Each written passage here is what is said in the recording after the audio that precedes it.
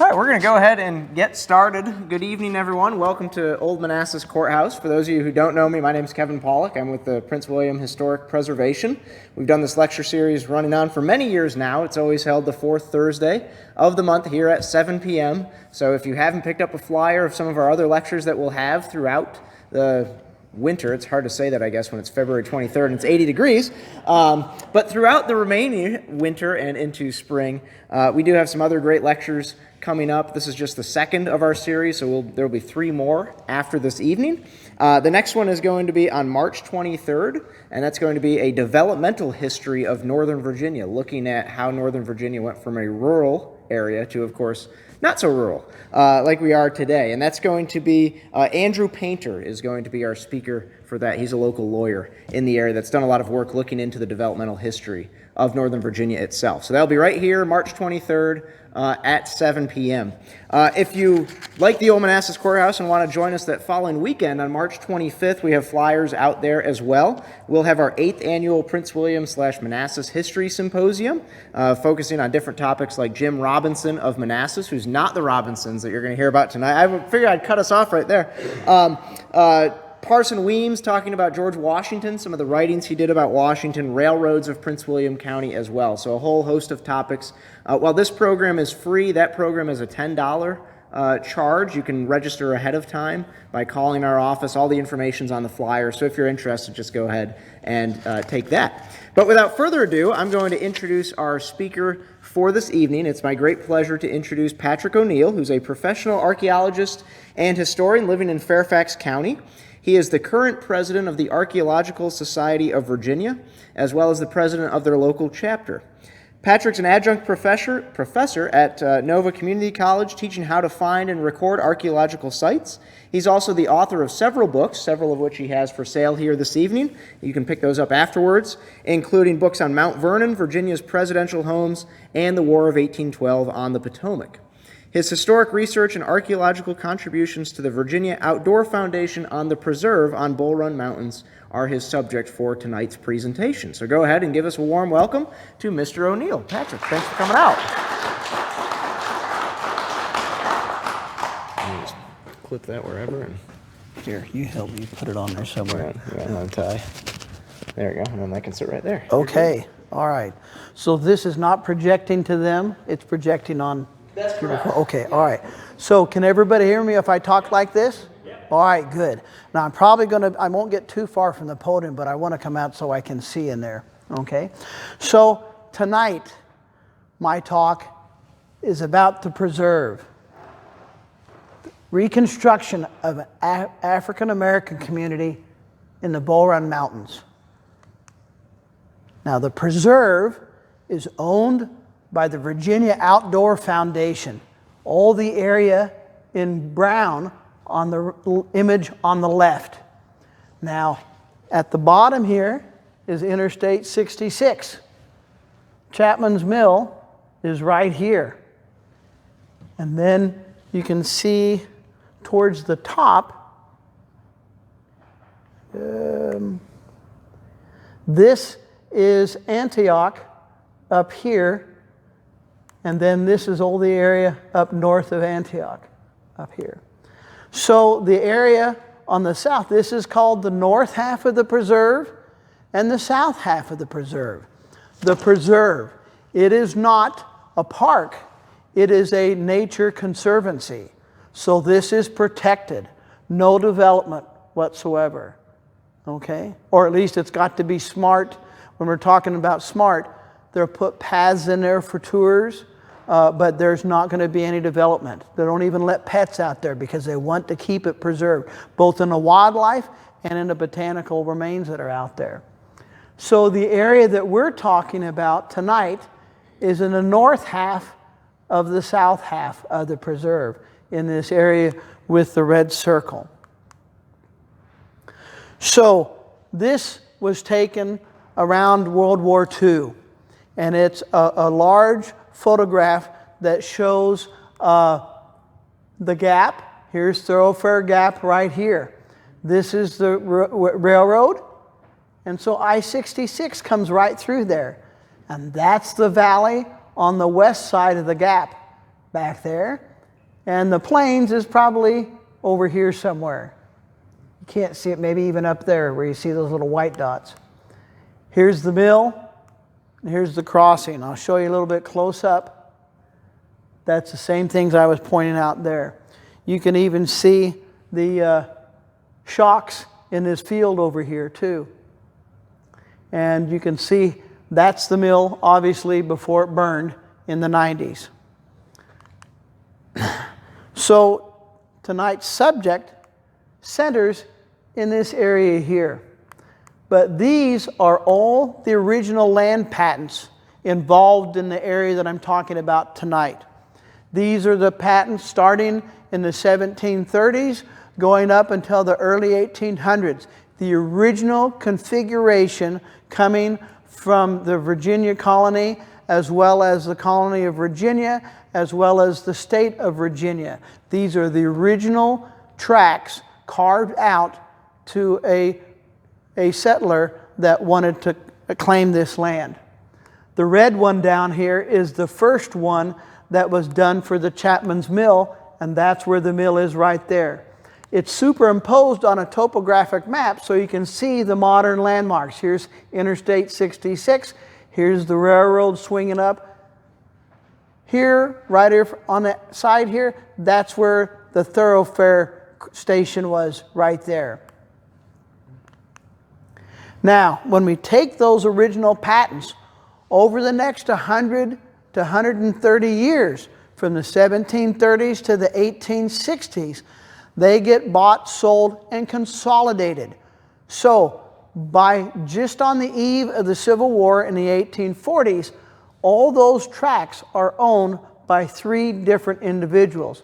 William Sinclair in the blue towards the top left, William Roach, and the Chapman land. Okay? Now the Chapman land is about 1,300 acres. Now we know of it mainly as north of the railroad tracks, but it also was equal on the south side of the railroad tracks as well. And this is a view looking north of I-66. Here's the mill. Here's the railroad tracks. You can see here, this is a path. If everybody's ever been out there, that path that's on the north side of the railroad tracks, that was probably established when the railroad came through, because there wasn't a way to get across all the time. So that path is in place there. But it's always been a dirt path. And this is Mother Leathercoat Mountain here, and the Bull Run Mountains in the background there. And so the area that we're talking about today is right up in this valley, right up there. So on the Chapman property, we have the luxury of a photograph taken probably around the 1880s. And that photograph shows the mill. That's the mill at its highest point. And that's the way it looked like when it was burned in the 1990s. Here's the railroad track, and you can see a building on the siding there, a little warehouse. And you see these 2 structures here. They are log structures. Now these log structures might have been for the miller, but we believe the miller's house is closer to the actual mill. The millers had to be really close to the mill if there was ever any problem. Because if they can hear the machinery working differently in a sound that they don't want, they've got to get over there as fast as they can to shut that stuff down. They don't have a shut-off valve or a shut-off switch that we would have today. You know, they're not going to work like that. So the concept is that these 2 here are probably for the workers at the mill.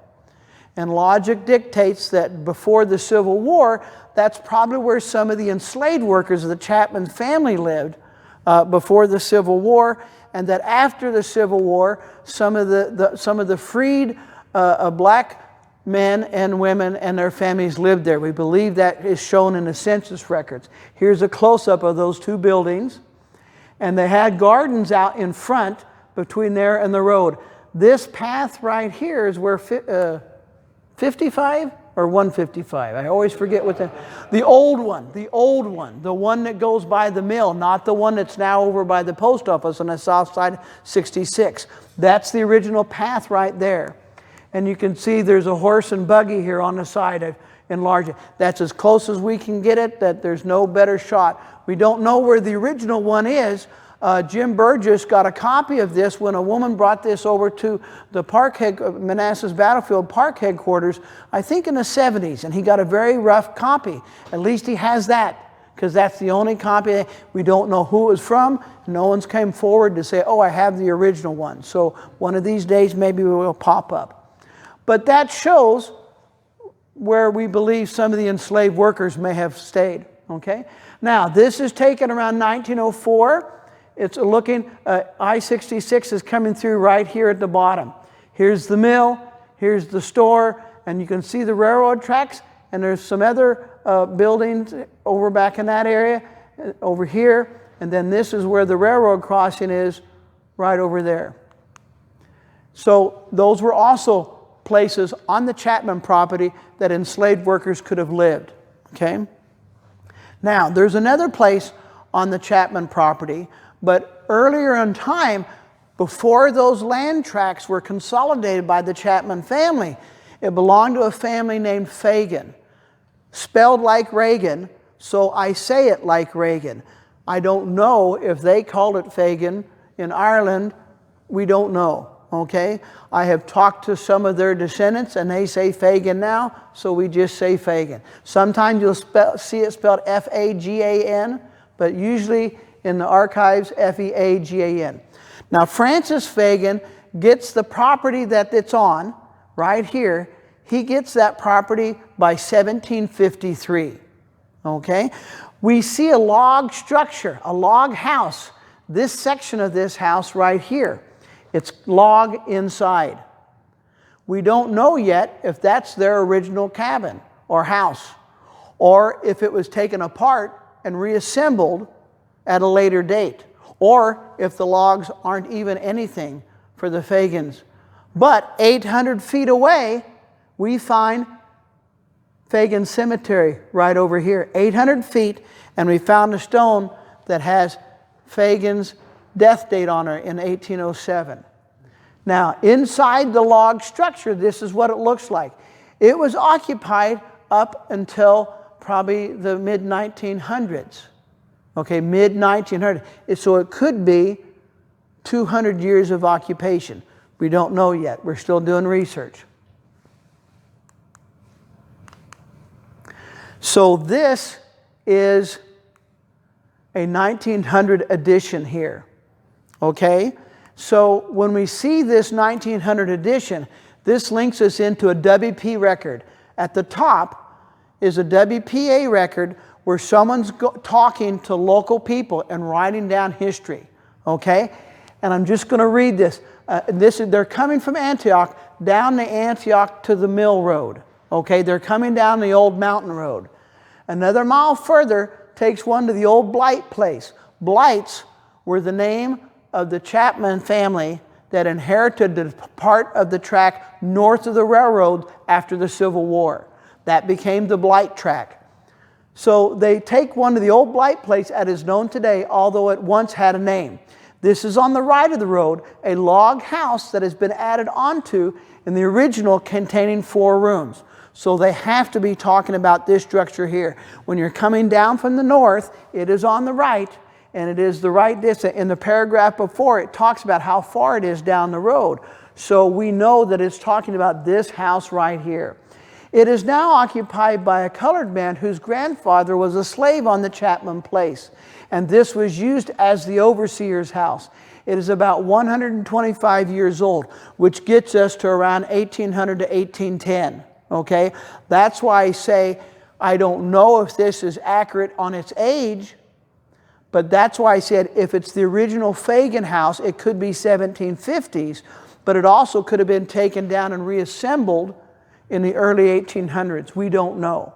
But this links it in to someone who was once a slave, okay, and is freed now, and are descendants of them. So this links this structure and possibly other structures in that area. Because if this was an overseer's house, he's got to be able to see what he's overseeing. So those other enslaved quarters have to be close by, if indeed this is the overseer's house. So by putting that information in the records, then that gives us 2 locations on this Chapman land of where there's probably residences for the enslaved workers. And then after the war, the potential exists for some freed men and women and families to live in those buildings. Okay? All of this is leading up to trying to pull out people and going to where we're going to be talking about next. Now, William Roach's land. Now, there's probably more on that Chapman land, but we don't have any archival information pointing to that. And the area south of the railroad tracks, that other 700, 650 acres, that's on somebody else's property now. So we can do more research, you know, but for right now, it's kind of limited in what we can do. We're limited to the area from the railroad tracks to the north, because that's all preserved in one nice chunk of land and not plowed and not cut, and it's just awesome. When you get back in there, if you've never been out on that preserve, park by the mill, take over on the Friday, Saturday, and Sunday when it opens up in the spring. It's a fantastic place to go back in there. It's just awesome. So William Roach, he was a miller for the mill, but he lives and buys land up to the north of the Chapmans. And his land he bought it in 3 different tracts. One in the 1830s from Campbell's tract. One from Knowles, and Knowles had bought it from a man named Foster, the Foster tract, Foster Hall. And then the Mountain tract in the 1830s. So by the 1840s, the Roach farm, the William Roach farm, is intact. And it's one big tract, but they still refer it, like most of those places, they still refer to those as individual tracts when they're selling it at this time. Now, in 1855, Hampton Cole, who was a free black man, born to 2, his parents were free at the time of his birth, but I do not know yet whether or not his parents were born free. Probably will never know that, okay, unless we're able to stumble off some cross records. But I know that he was born because I see his dad and mother in the 1840 and an 1830 census of Prince William County. Now, when I say that, understand this is not the wonderful census of the 1850 and beyond where you have lots of information. It just has Richard Cole, dash for a black man over this age, dash for a black boy this age, dash for a girl that age, dash for his wife. Okay, so that's all we have. But he's the only person named Richard Cole in Prince William County that's black, and the ages fit the 1850, the people that are in the 1850 census. Okay, so in 1855, Hampton Cole is given permission to purchase 16 acres from William Roach's mountain tract. So you see here, this is the mountain tract, and this is an 1877 map of it. So this is 20 years later, but I show this because you can see in the corner of it here, that's the 16 acres that Hampton Cole has, and it has Hampton Cole's name on it. Okay? Now, in 1855, Hampton Cole makes his first payment to William Roach. He makes 2 or 3 more payments, and these receipts are in William Roach's property. William Roach dies 1858, 1859, I forget right where, right before the Civil War. They intended to sell his property before the war, but they didn't get it sold before the war started, and of course everything went to hell, and they couldn't do it, so they waited till after the war. So after the war, a man named A.D. Smith, so here's his patent submitted, his deed submitted to the Prince William County records, and it shows a spring here, and here is Catlett's Branch, and that's the 16 acres that's registered in the Prince William County books. Now, in the 1860 census, Hampton Cole, who's listed down here, is an unoccupied house belonging to Hampton Cole, and then here's another house, Hampton Cole, with his wife Lydia, who's listed as Indian descent. We don't know what that means, okay? You can make it into that she could be Native American and she might be telling someone that. It could also be, I found out only a few weeks ago, that there were a significant number of people from Asia, subcontinent India, that had come over to the United States, and some of them were enslaved and some of them were free. So when they registered, like free blacks in some states, that they had to register themselves. So they think that sometimes, I'm not saying this is it, but I'm saying sometimes it's not as simple as just seeing that word Indian. It could mean something else. I just heard that a couple of weeks ago at a talk. And then you see they have a child here, and this Middleton pin is probably a nephew of Lydia. Lydia's maiden name is Pin, but we don't believe that that's her son before she marries Hampton Cole. But they are right next to Spencer Hall and his wife Elizabeth and all their kids. Okay, this is 1860. Now, Spencer Hall, he figures prominently in what we're going to talk about. His war claims, done, I want to say 1877. He's making claims against the Union Army for things that property and values that he lost during the war. And then he has neighbors and friends give depositions to support his claims. And the claims are that the Union Army was nearby at one point, and they came and took some of his horses, some of his cattle, some of his hogs, some of his corn, some of his hay. And he says in there at that time that he was farming some of the land on Mr. Kaiser's farm. Well, Mr. Kaiser is Charles Kaiser, and Charles Kaiser is working this property here called Washington's Lease. When he buys that, it's called Kaiser's Farm. But when Spencer Hall is writing his depositions in 1877, it's Kaiser's Farm. So I had to work backwards to figure out what land he was talking about during the Civil War. So he's farming, So he's farming this land on Washington's Lease.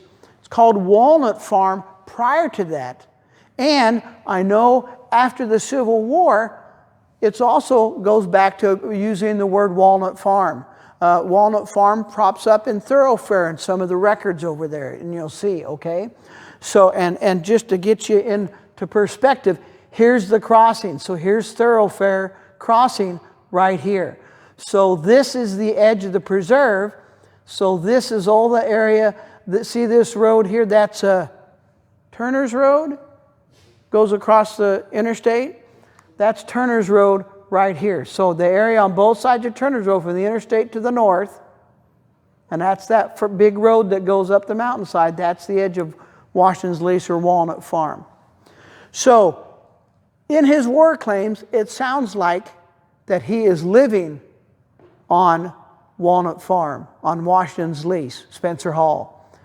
But if he's not, he could be living over by Hampton Cole. Now, Washington's Lease and Walnut Farm is part of this tract of land that these Carter kids divided up around 1820. Their father was Edward Carter Sr., and that was a son of Charles Carter, of John and Charles Carter from 1724, who patented this tract. And this is their other brother, Landon Carter, and that's the big Carter tract here, okay? And that's most of the northern part of Prince William County. Now, these three Carter guys, Charles, John, and Landon Carter, they are nephews, or uncles, of Robert Carter III. Robert Carter III is known in history as the great emancipator. He's the one that let go 500? Just under 500 of his enslaved workers over time. But this is starting, I think, in the 1790s. And he wants to let all of them go. He's not sending them to Liberia. He's not sending them to Jamaica. He's not sending them. He's letting them go and wherever they want to go. He's also, I think, trying to give them some money and give them something so they can strike out on their own. I say this Because what I don't know is if any of them would have come out here and worked some of these other Carter properties. I don't know. Not as slaves, but as free workers. It could have been. I don't know enough of the dynamics between Robert Carter III, but yet we know in the early 1800s, some free blacks are out here in this Bull Run Mountain area. It's just a possibility. I just throw that out there because we don't know, and it's possible that somehow that's connected. Now, during the Civil War, Hampton 16 acres is right here. And here's Spencer Hall's renting of Walnut Farm over here, where the horses and cattle and everything are taken by the Union troops. But if he's next to Hampton Coal, that could easily, in a census record, be that they put them next to each other like this. Don't know, okay? What we do know is that this now, we're talking about the development of the neighborhood. Hampton Coal and his 16 acres is the first tract of land along Catlett's Branch that's subdivided out of these big land tracts, okay?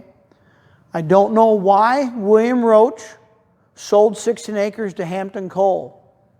Because Hampton Coal is born to free parents, and he is free. If there's a worker connection, and I mean enslaved worker connection to William Roach or William Roach's parents, it has to be in Hampton's parents or before that. And there may be no connection. It could be that Hampton Coal just wanted to strike out on his own, and William Roach is amiable to give him this 16 acres here.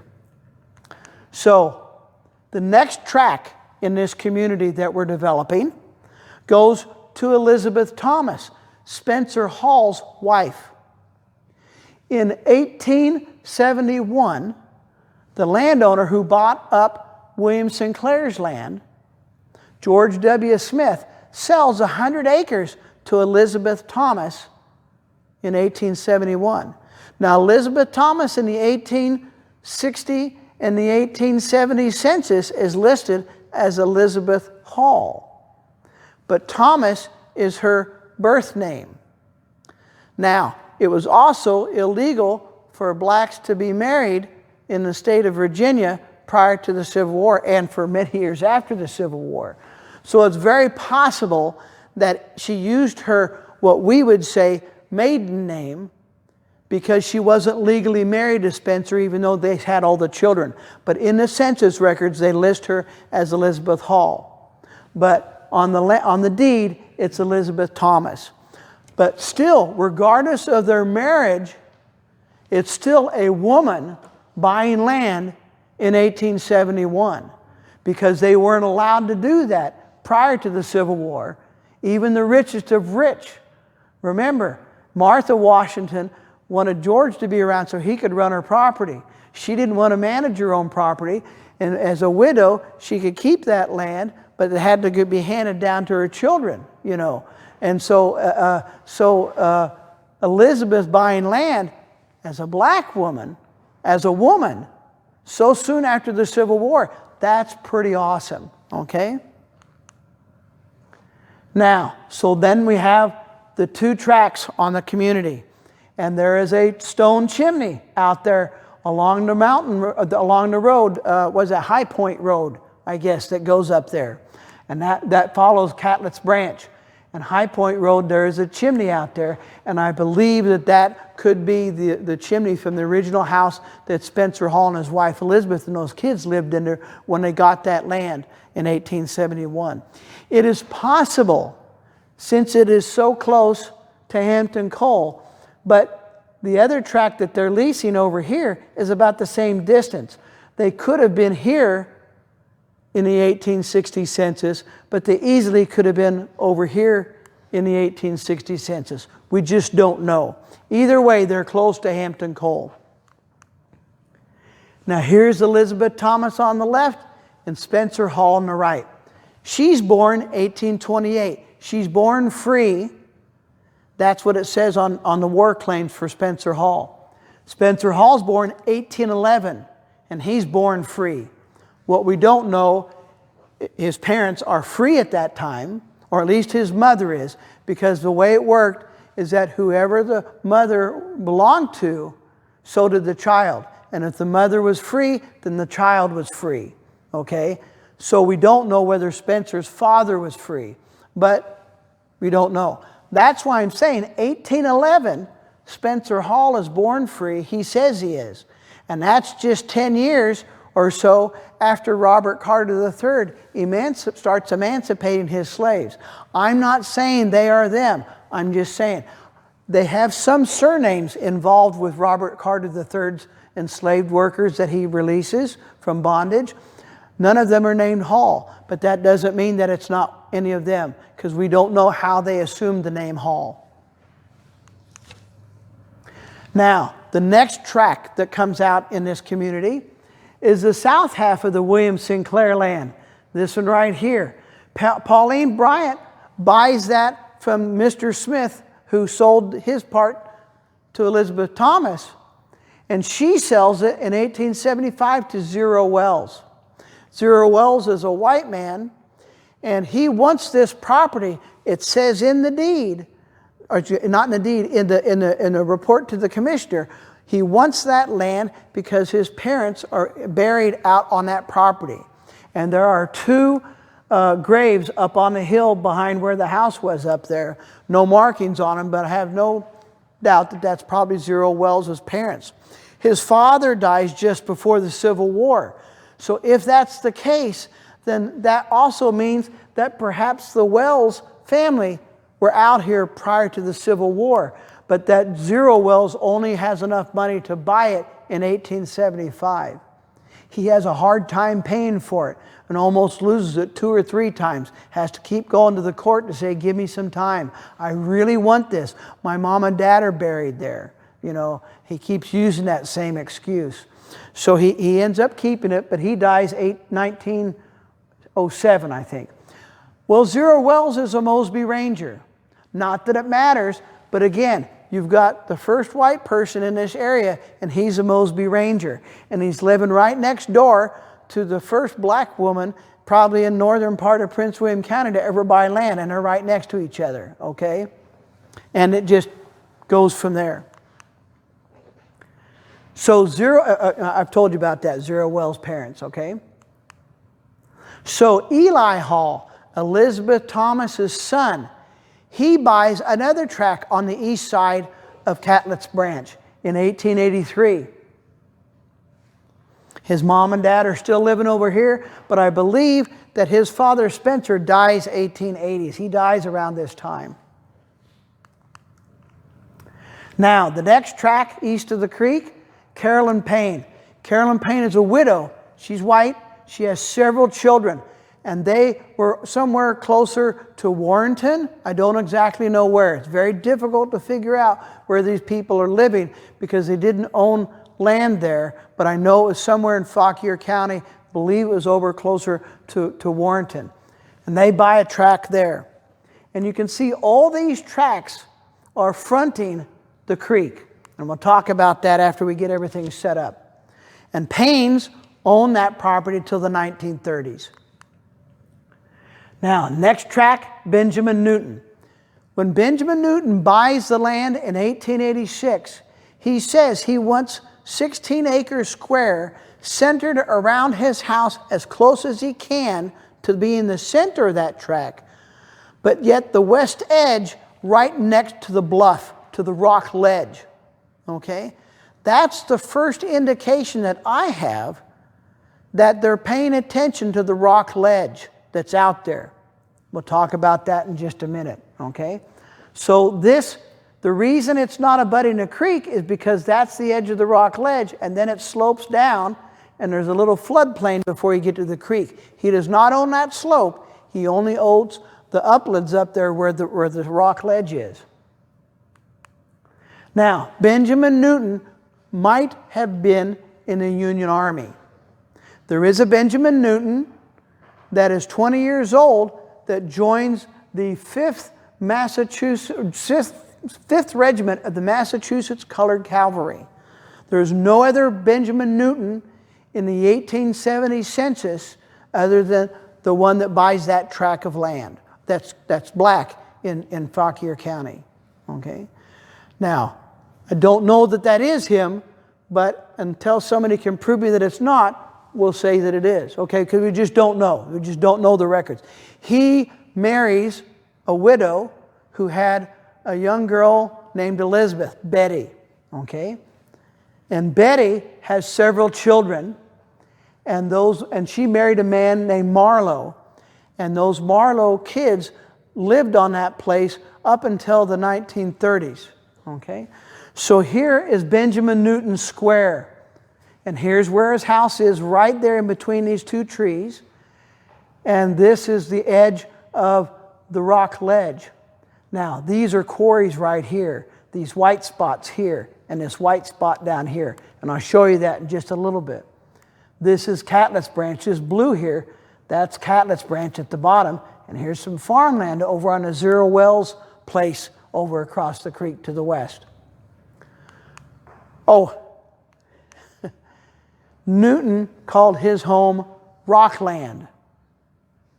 Aptly named if you've ever gone out there. It's all rock. There's very little soil development.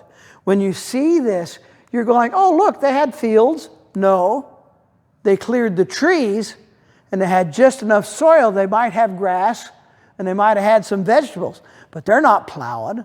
If they'd have plowed, they'd have broke that plow in about 10 feet, and then they'd have kept replacing those blades in there. So there's no cultivation. Down on the creek bottom down here, yeah, they're plowing down here, but not up on this area up here. So he calls that rockland. It's the only name I've seen for any of these tracts of land that we're talking about today.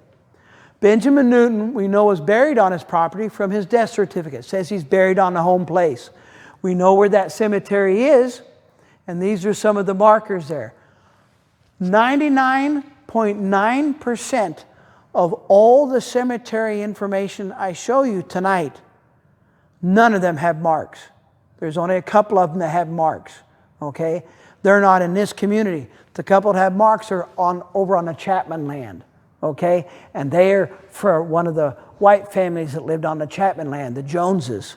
Okay? So none of these have any markings. And I have looked at all of them. Used a mirror, used a light, shadows, everything. There's no markings on them. But that's expected. You know, especially if you've got a poor community. Notice I didn't say black, but a poor community. They're using field stones. They don't have any money for a store-bought stone. They might have put a wood marker, but that's not going to survive. So it's not surprising that we see this.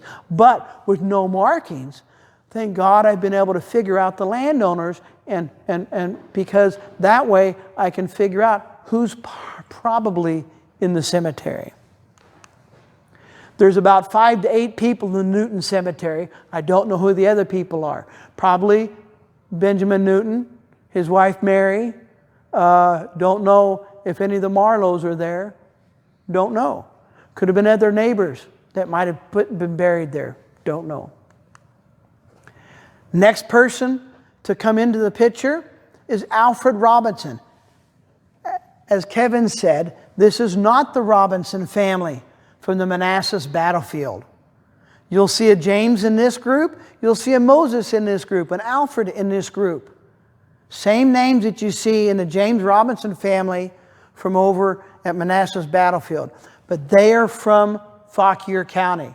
And I can find them in the 1870 and 80 censuses in Fauquier County when that other Robinson family is well established in the Manassas battlefield area. So I can see them in 2 separate places, so I know it's not the same family.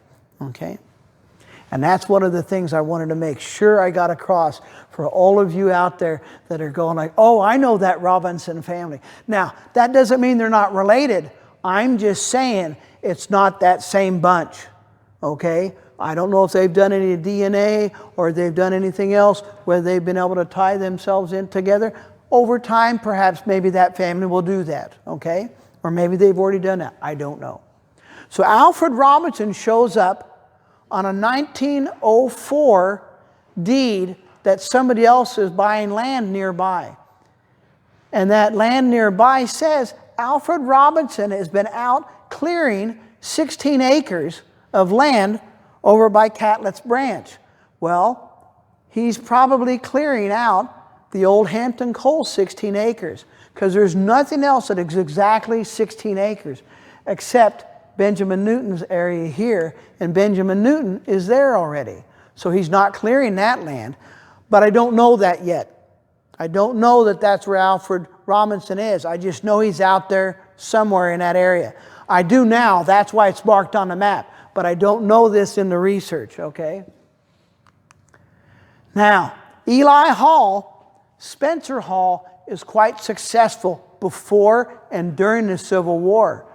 In his war claims, one of the magistrates from Prince William County, Thomas Smith is George Smith's father. George Smith is the one that sold Elizabeth Thomas that 100 acres and sold that land that later went to Zero Wells. Thomas Smith makes a deposition in favor of Spencer Hall, saying him and his wife are industrious, they're frugal, and they're hardworking.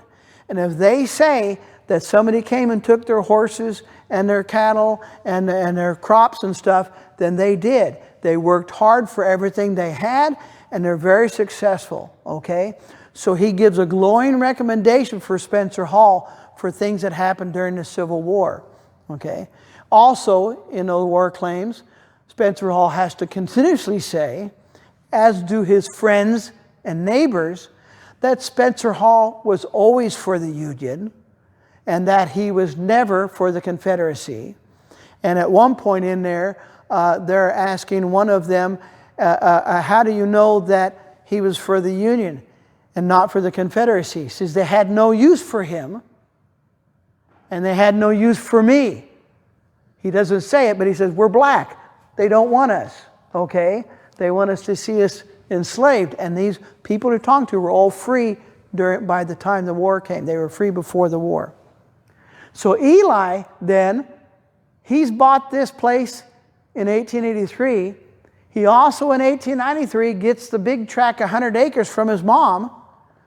And on the top, he buys land from the old Cuthbert Owens tract, and the Cuthbert Owen tract goes way up to Hopewell and north of the Antioch Road up there, Hopewell. It's huge, divided up into like 15 or 20 different tracts of land. I forget what. They have that on file at the relic room. I've got a map of that if somebody wants to know where the Owens land was. So Eli buys that up here too. So now he's got 3 contiguous tracts.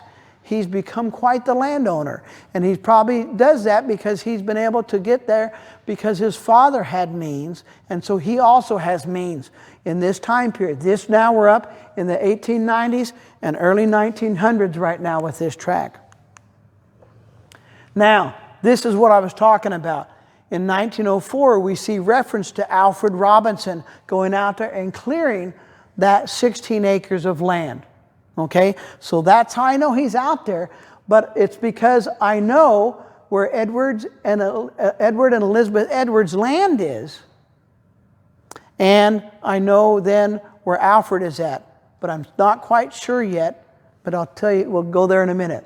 The next person to purchase, 3 men the same day go to the courthouse and buy 3 tracts. Enoch Helms buys one over here, Asa Ford down here, and George Davis down here. The 2 Ford and Davis tracts are part of that old Hampton Coal tract, that 16 acres, down there where we believe that Alfred Robinson and his family are living, okay? Enoch Helms purchased up here. Enoch Helms is probably not free during the Civil War. I cannot find him in the 1860 census anywhere. And as well as Asa Ford and George Davis, they are born after the Civil War, so they obviously were free. Now, Eli Hall sells the majority of that tract he got from the Owens family to his son-in-law, Travers Stoke, in 1907. There's a chancery case because he gets it from his father-in-law, then his father-in-law dies, and Eli Hall's kids don't want their brother-in-law to have it. So he goes and sues it because he didn't record it at the courthouse. So they thought they could get by with that, but they couldn't do that, okay? So then, 1915, Moses and Decatur Robinson, in 1915, they purchased 4 acres of that area down there where Alfred Robinson has been living and cleared probably since the 1890s. They buy 4 acres down there. Then, the last tract to be purchased is Beverly Coram here in 1924. 3 years earlier, his brother Charles Coram in 1921 purchased the old Zero Wells farm. No matter what tract and who owns it after that, up until today, that's always known as the Zero Wells farm. I don't know why. He, aside from Caroline Payne, are the only 2 white owners out there.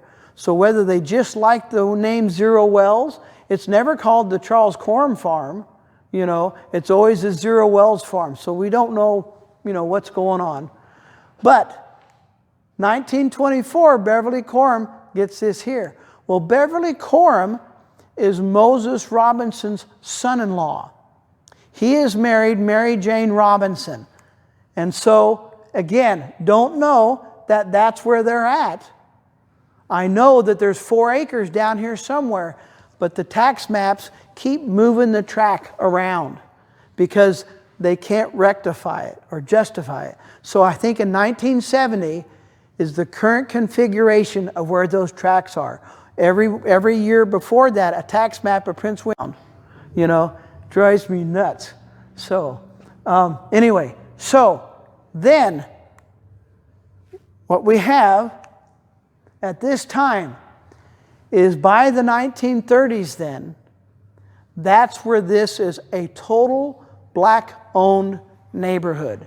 Every tract that you see on that map at that time is owned by a black person and family. The community is never named. The only name I find associated is Benjamin Newton's here, which he called Rockland. So that's why I haven't yet given it a name, because even the people who I've talked to that lived up there, they don't say Catlett's Branch. We could call Catlett's Branch. It's the only community that's on Catlett's Branch. But I don't even know whether they even considered themselves a community. I see that as a community because there are large tracts of land all around them. Only these were subdivided into this small configuration, anywhere from 2 acres to 16 acres, nothing larger, except for Elizabeth Thomas 100 acres over here and Zero Wells Farm. All of these are much smaller here. Now, so the Robinson family and the Coram family get combined, and the Hall family expands. And also some of the Helms family marry in to the Hall family. So at one point, these are all the tracts that Eli Hall's himself owned or his children owned. And they owned quite a bit of this up until the 1980s when they sold a lot of that. The Coram family owns this one. Charles Coram buys the old Zero Wells land. This is Beverly Coram's. And this James Coram bought the old Caroline Payne place. They tore the house down and built a new house there. And you can see that house. It was probably built in the 1950s, 1960s, and that house still stands. Now, Zero Wells and Caroline's tract, again, were the only 2 ever owned and subdivided and owned by white owners, those 2 tracts. All the rest of them were owned by black families, African-American families. Now, the yellow boundary here, that's the mountain tract. So you can see the vast majority of these are on the mountain tract. And they all abut the creek or very close by. And the reason why were these tracts sold in such small parcels? Okay, one is probably that's all they could afford. But 2 is, I believe the answer is in the rock ledge that we talked about earlier. You see all the tracks on the left and the creek. This brown line is the rock seam that they built Chapman's Mill out of. And the big quarry that goes up that mountain north of the mill. And there are several small quarries as you go up by these small tracks. And I'll show you that. Here's those small tracks. The green are quarries that are there. And when you take a little bit closer look, you can see Eli Hall has got 2 quarries on the big place and on the smaller place that he buys later. James Coram has a quarry here. Benjamin Newton had a big quarry there nearby him. Beverly Coram did as well. There's a huge one here. Asa Ford, George Davis, and Moses Robinson all had quarries on their properties. So I think they're buying these small tracts to live on if they can, to quarry the rock, because the landowner doesn't care. He just sold him a place. He's never going to use it. But we don't know what they're selling it for, or at least for the most part. Now, 1957, we find a quarry. It's kind of like a statewide report of the minerals and stone resources in the state of Virginia. And in that, it says at the bottom, sandstone for flagging and facing stone was produced by James Edward Coram at Hall's Quarry near Broad Run. Well, here's James Coram right here.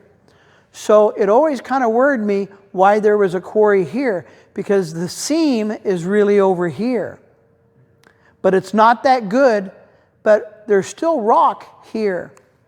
So when you see what he's using it for, sandstone for flagging and facing stone, I think they're using not the big seam that the mill is made out of, but the other seams of rock that are there. They can take that rock out easy. They don't need heavy equipment. They can do that by hand. And they're selling it. We didn't know whether or not we could find houses that were built out of that material where we could trace it back to it, like you can the Aquia sandstone that they used to build the White House and other buildings out of. But I don't think it's possible. But we didn't think we'd find this in any, and this is from the 1950s. So that's the Coram family. But the Coram family has no recollection of their family working stone up in there. Now, that doesn't mean they didn't. We see that they did, okay? But we're trying to put this together so then they can start asking themselves questions, because maybe they know information, or maybe all those people have passed by now.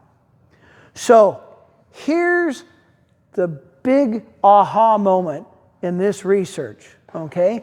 This is Beverly and Mary Jane Robinson Coram's house that stood up on the mountain, okay? And we have this, if anybody knows Ron Turner, okay, Ron Turner took a couple of these pictures, and we know that that was the Beverly and Jane Coram house, okay? I got information from one of the people from the Virginia Outdoor Foundation that a woman named Ann Washington said she was descended from Beverly Coram. And so I called her up. This is right before the pandemic. This is in the summer of 2019. Now, I had no idea what I was going to say. I just wanted to know if she was related to Beverly Coram, because I was trying to find out. I did not know yet where Alfred Robinson's family was living, okay? I marked that on a map because I know now, but I didn't know yet. And I knew there were some foundations out there, and I knew there were some cemeteries out there. And I had a suspicion of where Alfred Robinson's family was living, but I didn't know. So out of the blue, I call Ann up on the phone. Okay? Find out she's 77 years old, and she grew up out there. And so I want you to see how this is paraphrasing the conversation that I had with her. So I said, so you were raised on your grandparents' farm, Beverly and Mary Jane Coram? She goes, yes. I know that their farm is up here. I know that that's Beverly Corum's farm. I know that that's the 10 acres that they had. I know that that's where that house, where that picture was at. So I'm going like, okay, well, she is not in good enough health probably to ever get back out there where I want to show her where this foundation is and where these cemeteries are.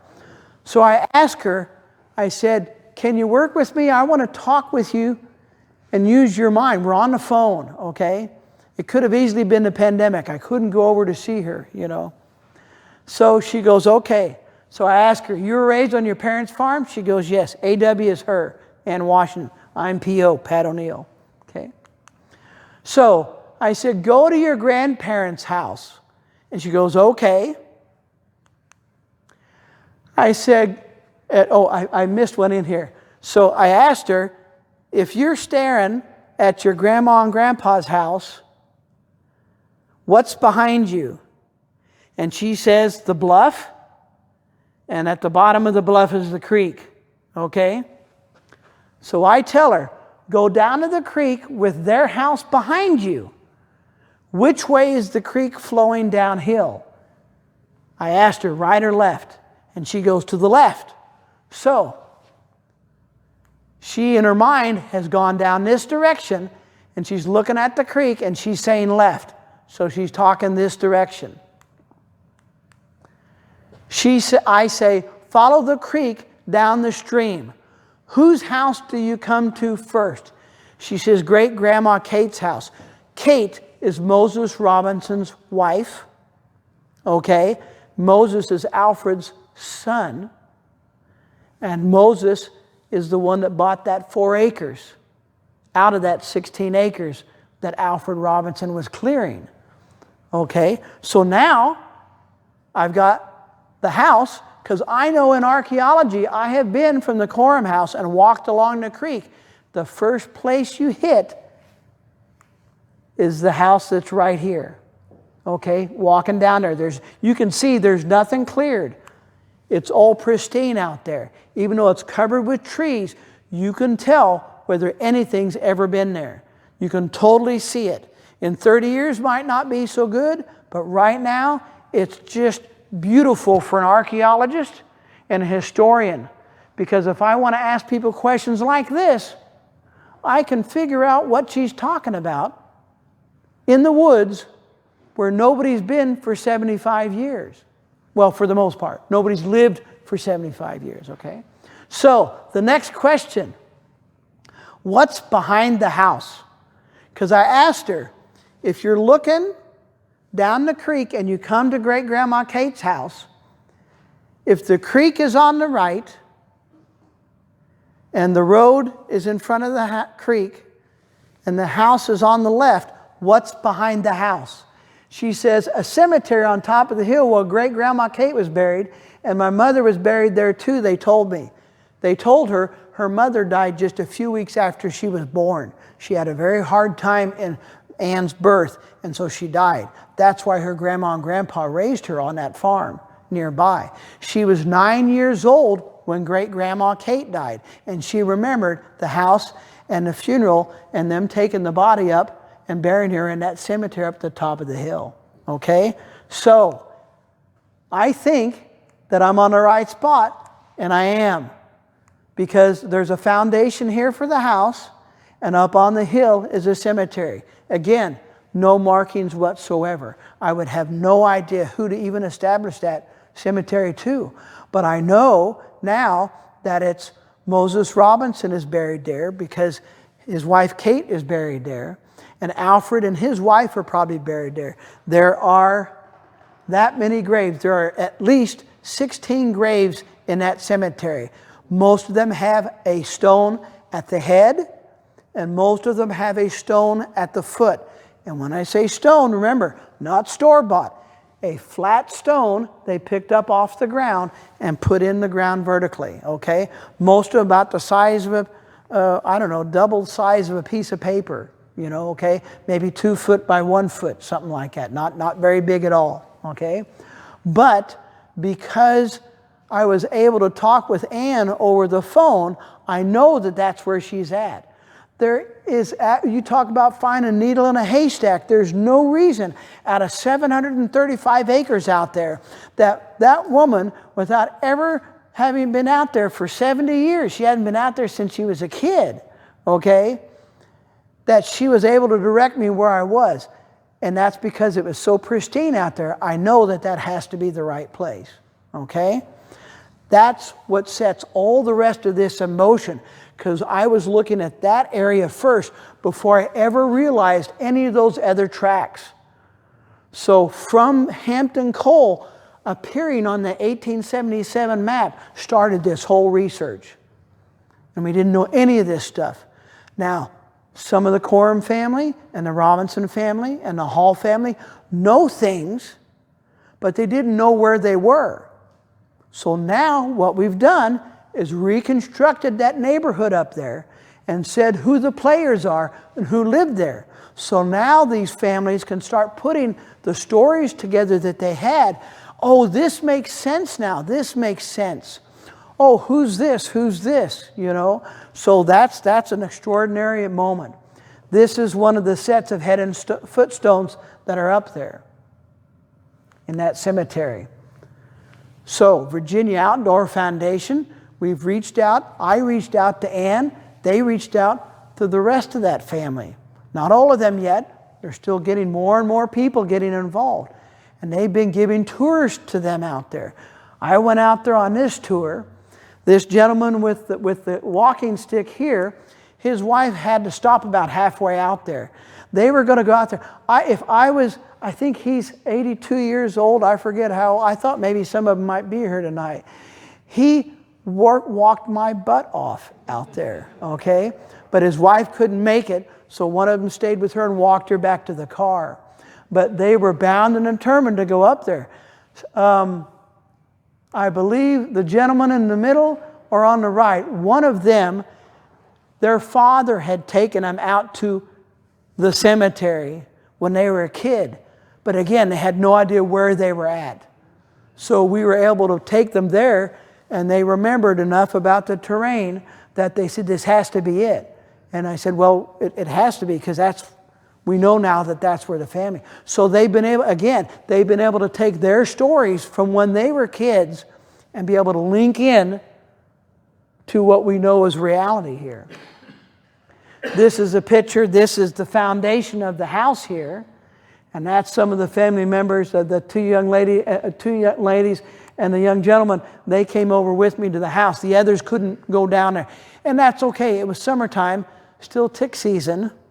Okay, you know, that was tough. And there's part of the house. We know that this is the Moses Robinson house, a.k.a. the Alfred Robinson house. But what we don't know is if this is Hampton Coal's house. We don't know if there's other foundations out there, or if they took Hampton Coal's house and fixed it up better, or tore it down and fixed it over completely. We don't know. At one point, we'll probably do some archaeology. That's where I come in again. I'm good at doing that archaeology stuff. There's lots of quarries out on that Moses Robinson property. And now we know that James Coram, his son-in-law's brother, we also know now because somebody said that they knew that they had equipment. They found a reference in one of those stone quarry books that these were using equipment. And there's evidence out here you can see where they had to be using some sort of a blade or something. It's just, they wouldn't have done it by hand. But there's fences, quarries, stacked stone out there. There's even a little spring head, just big enough to put a bucket in there and let it fill up with water, let the water drip down on it. It's as fresh as you could get. You and I probably wouldn't do it, but if we were on those survival shows, we'd be glad to have that kind of clean water there. And there's a stone wall. So this is the area around the Hampton Coal property. The red boundary is Hampton Coal's 16 acres.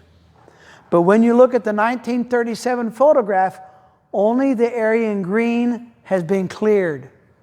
So we believe that Hampton Coal never cleared that 16 acres, or at least not to that extent where that red line is.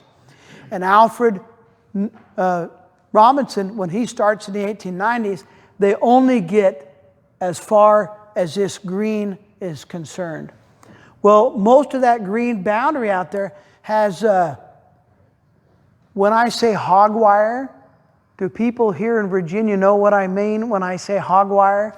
The rectangular fencing that keeps a hog in, okay? But it's maybe about 6 inches tall and about 8 inches wide. It's a rectangle. Well, that's covered. That outside edge has hog wire all around it, and also 1 row of baling wire up there. But we believe that's as far as they cleared, and they were using it to grow grass so the livestock could go out there on that property. We see an area that looks like it's been bulldozed here. It's a slope. And then this triangle area, that's where the cemetery is. Here's where the house. These purple areas are other quarries that are out there. And here's 2 stone alignments for fences here. I believe where the creek is here, there are some areas that look like they might have made little pools. Like maybe they dammed up part of the creek. And I know a lot of times with hogs, that's what you try to have, a water area so the hogs can go down there and get cool in the summertime. Whether that's it or whether they're also using it to trap fish, don't know. Okay? But that's the Robinson family home there. And this is the 4 acres that Moses and his brother Decatur carved out in 1915. Fits right on that area. So one of the Coram descendants brought this lantern to one of the tours. That's a lantern that Beverly Coram used to use when they went out or in the neighborhood on the mountain at night. That's their spotlight as they're going through the woods out there. And they brought that. They wanted to share this with us. I thought that was awesome. And we're giving tours. Virginia Outdoor Foundation is still giving tours to the family. They advertise them as a tour for the African American neighborhood out there, okay? They will designate some tours that are just for the family, because as they're getting more family come in, they've had one special tour where they finally got Anne out there and they brought flowers and they put graves up there at all the stones that were up in that cemetery up there. I didn't go that time. They wanted just family, and I said that's okay. But I was so happy to be able to get Anne back up there on that cemetery, because you're going back to a World War II era. And it just, that family had knowledge of things, but they had no idea where they were there. Had no idea that a lot of the stuff that their family had was still up there, you know? So that's the neighborhood of an African American community on Bull Run Mountain. So I'm very willing to answer any questions you might have. What happens if they left that? Do we know? Okay, so that's where we're still trying to gather a lot, okay? So